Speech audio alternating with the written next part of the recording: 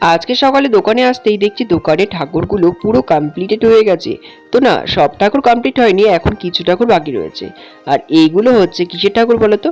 রাসের ঠাকুর। তো সকাল সকাল পড়িয়ে এসে যখন বাড়িতে এলাম, মা দেখছি এখানে সকালে রান্নার জন্য কি রেডি করছে।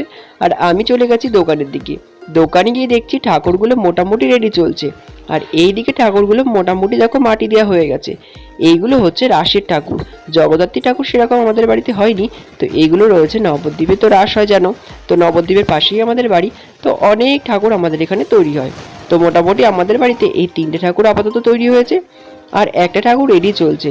তো বাবা ওখানে খড় বাঁধা শুরু করে দিয়েছে। তো এই যে দেখতে পাচ্ছ ওই ঠাকুরটা খড় বাঁধা চলছে। তো মোটামুটি খড় বাঁধা হয়ে গেলেই তারপরে মাটি দেওয়া হয়ে যাবে। তো ওটাও কমপ্লিট হয়ে যাবে। তো এইখানে পা বাঁধা হয়েছে।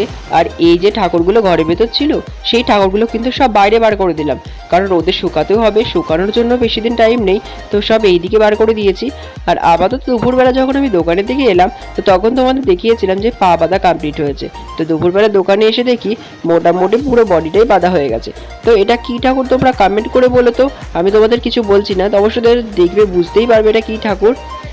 আর আপাতত আজকের ভিডিওটা এই পর্যন্তই। দেখা হচ্ছে পরবর্তী ভিডিওতে। যার ভিডিও ভালো লাগবে অবশ্যই কিন্তু লাইক, কমেন্ট, সাবস্ক্রাইব করে দিও। Thanks for watching.